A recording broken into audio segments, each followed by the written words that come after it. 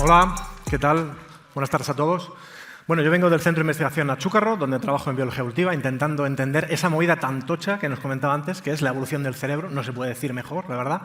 Y bueno, soy neurocientífico. Vengo a convenceros hoy de que vengáis a mi lado oscuro de la ciencia y os convirtáis en neurocientíficos. Esto consiste, básicamente, uno, soy científico, hago investigación a todos los niveles, como vais a ver. Y por otra parte, esa palabra neuro, que significa que trabajo intentando entender cómo funcionan y cómo se forman el cerebro de todos estos animales que tenemos aquí.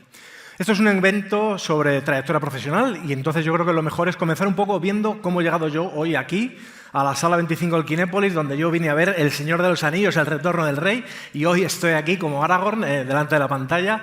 Bueno, yo estudié en unos colegios aquí en Madrid, en el instituto y demás, y era el típico chaval que le gustaban los animales, pero tampoco penséis que era un fricazo de esto que se sabe todos los datos de los dinosaurios, que va, me gustaban y punto. Pero tuve la suerte que en el instituto tuve dos profesores que me marcaron, tenemos aquí marcados a Manuel Ruiz y Miguel del Pino, y entonces ellos me enseñaron muchísimo de esos procesos micro de la biología, ¿no?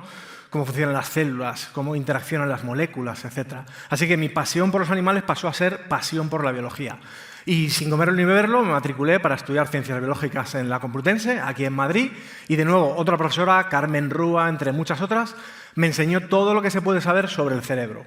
Así que, poco a poco, como veis aquí, siempre en el ente público, siempre en institutos, colegios, universidades del ente público, decidí comenzar a experimentar por mí mismo. Me gustaba la biología, me gustaba el cerebro, así que empecé a hacer unas prácticas en el Instituto Cajal, de nuevo en Madrid, que se convirtieron en una tesis doctoral que me abrió la puerta a ir a trabajar a la Universidad de Oxford.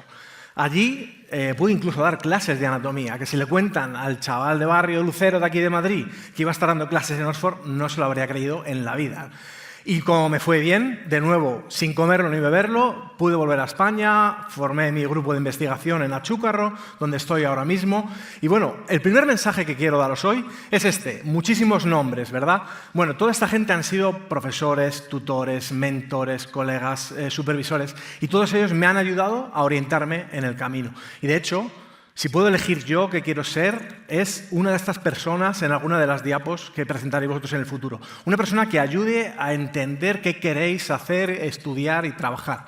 Y por otra parte, aquí os he presentado mi carrera de un modo muy lineal, pero es completamente falso. O sea, existieron montones de decisiones que tuve que tomar, en los caminos alternativos que pude dejar al lado, y si he llegado a ser neurocientífico, ha sido completamente de un modo fortuito. O sea, pensarlo, yo no era el típico niño, yo quiero ser científico. No, en absoluto. Yo no tenía ni idea lo que quería ser, ¿de acuerdo? Entonces, yo soy el primero que confía en las vocaciones tardías y que uno va descubriendo su camino en base a lo que le gusta, a mí me gustan los animales, el cerebro, y en base a la gente que le rodea y que te puede ayudar. Y ahí quiero estar yo para ayudaros a vosotros.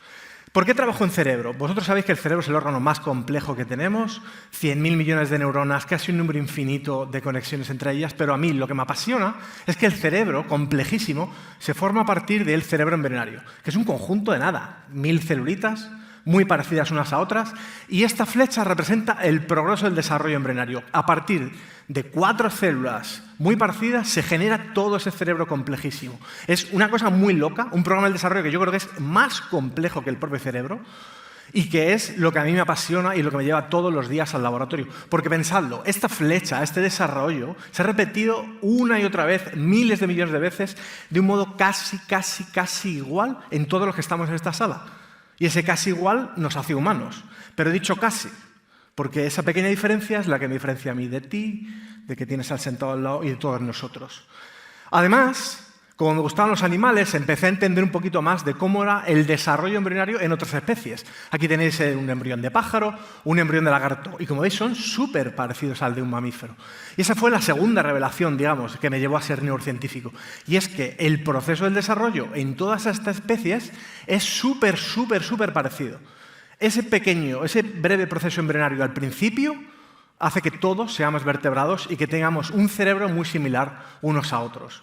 Pero la tercera, y esta es la que ya dije, yo quiero trabajar de esto, es cuando me di cuenta de que como las raíces del desarrollo son similares, pero las ramas a las que se llegan son diferentes, si comparamos esos momentos del desarrollo, esos procesos celulares, dónde nacen las neuronas, cómo se mueven, cómo conectan unas con otras, Comparando entre unas especies y otras, podemos ver cuál es el camino evolutivo que nos ha llevado hasta el cerebro de a quien tenemos aquí, Santiago Ramón y Cajal. El día a día en el laboratorio, Fernando, ¿qué es lo que yo hago? Bueno, pues la verdad es que se parece mucho a un hombre orquesta. Estamos constantemente haciendo cosas muy diferentes y la música tiene que sonar coherente, por supuesto. Hay 5, digamos, cosas que hago principalmente. La primera es experimentación y análisis. La carrera investigadora te empuja a que dejes de hacer experimentos, pero yo quiero seguir ahí con mi gente en el laboratorio, haciendo experimentos en el día a día. Por otra parte, está la supervisión y mentoría. Esto es lo que os comentaba antes. Esto es probablemente en mi momento de la carrera lo más importante que tengo que hacer. Orientar a jóvenes predoctorales en el laboratorio, a ayudar a los postdoctorales en sus proyectos, buscar financiación, guiarles para que puedan elegir. Y como digo, es probablemente la parte que más disfruto.